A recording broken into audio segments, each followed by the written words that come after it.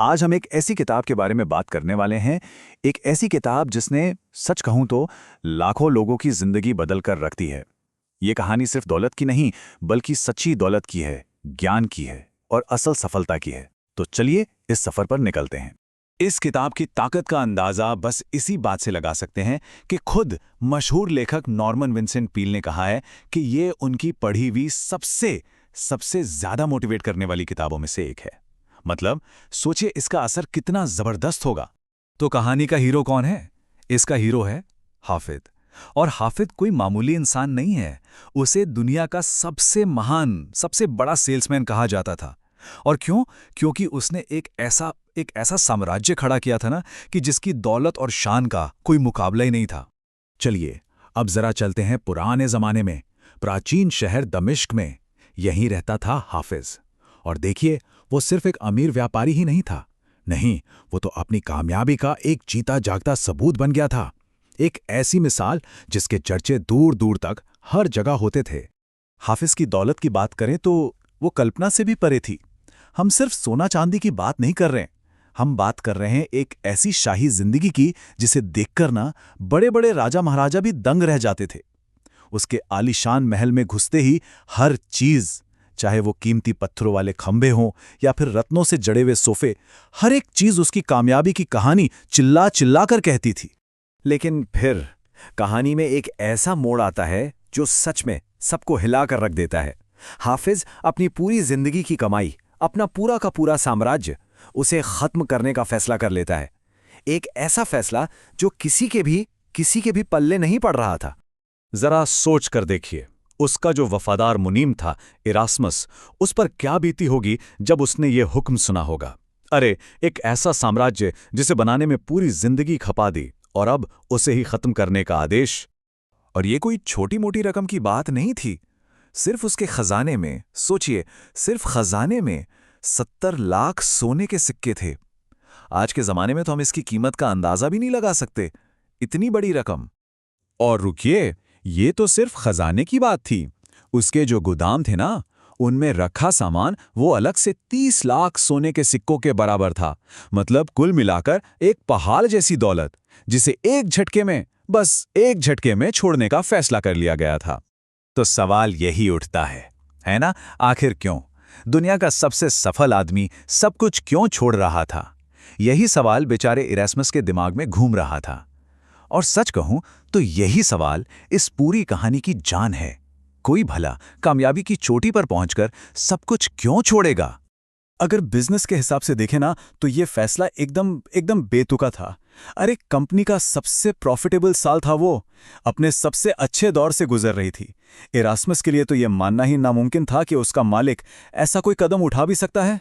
तो अब कहानी हमें एक रहस्य की तरफ ले जाती है। एक ऐसा राज जो एक मीनार में पूरे 30 सालों से बंद था। और यही वो राज है जो हाफिज की कामयाबी की असली वजह है। तो जब सारा साम्राज्य बिक गया, हाफिज अपने मुनीम इरास्मस को संगमरमर की सीढ़ियों से ऊपर ले गया, एक भारी भरकम दरवाजे के पास। एक ऐसा कमरा जिसमें 30 साल से कोई अंदर नहीं गया था। सोचिए जरा, उस कमरे तक का सफर ही कितना रहस्यमयी रहा होगा। आखिर क्या था उसमें? लोगों में तो तरह तरह की बातें थीं कि अंदर हीरों से भरे पीपे होंगे, सोने की सिल्लियां होंगी।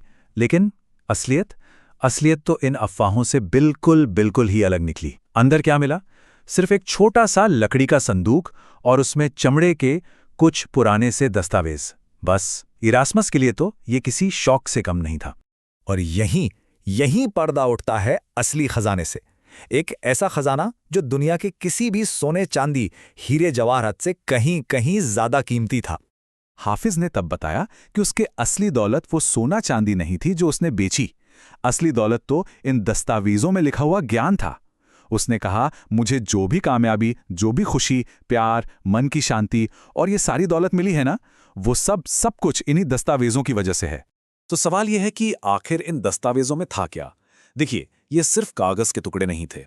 ये थे जिंदगी और बेचने की कला में महारत हासिल करने के 10 सुनहरे नियम, 10 सिद्धांत। और यही वो सिद्धांत थे जिन्होंने हाफिज को दुनिया का सबसे महान सेल्समैन बनाया। और इन सिद्धांतों को सीखने का तरीका भी बड़ा सीधा साधा था, पर इसमें अनुशासन की बहुत जरूरत थी। करना क्या था? पहला दस्तावेज उठाओ और उसे 30 दिनों तक दिन में 3 बार पढ़ो। सुबह उठते ही, दोपहर में और रात को सोने से पहले। और जब तक 30 दिन पूरे ना हो जाएं, अगले दस्तावेज पर नहीं जाना है। यही प्रोसेस 10 दस्तावेजों के साथ दोहराना था। यह सिर्फ पढ़ना नहीं था, ये उस ज्ञान को अपनी आदत में ढालना था, उसे जीना था।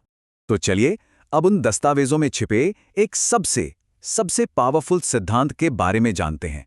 एक ऐसा नियम जिसे हम सफलता की नींव कह सकते हैं। तो अब हाफिज का असली मकसद एकदम साफ हो जाता है। वो सिर्फ एक बिजनेसमैन नहीं था, वो एक गार्डियन था, एक संरक्षक। उसका काम था इस कीमती ज्ञान की हिफाजत करना, तब तक जब तक कोई सही इंसान ना मिल जाए जिसे ये विरासत सौंपी जा सके, कोई ऐसा जो इस ज्ञान का सही इस्तेमाल करे। और अब एक झलक देखते हैं उस पावरफुल सिद्धांत की, जो इन दस्तावेजों की जान है, उनकी आत्मा है। यह हमें बताता है कि कामयाबी का सबसे बड़ा राज आखिर है क्या।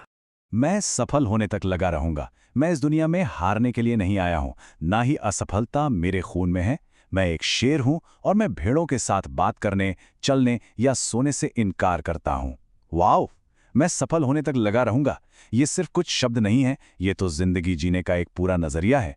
ये हमें सिखाता है कि लगातार कोशिश करते रहना और खुद पर यकीन रखना ही असल में कामयाबी की चाबी है। बस एक पल के लिए सोचिए, अगर सिर्फ इस एक सिद्धांत को अपनी जिंदगी का हिस्सा बना लिया जाए, तो क्या कुछ नहीं बदल सकता?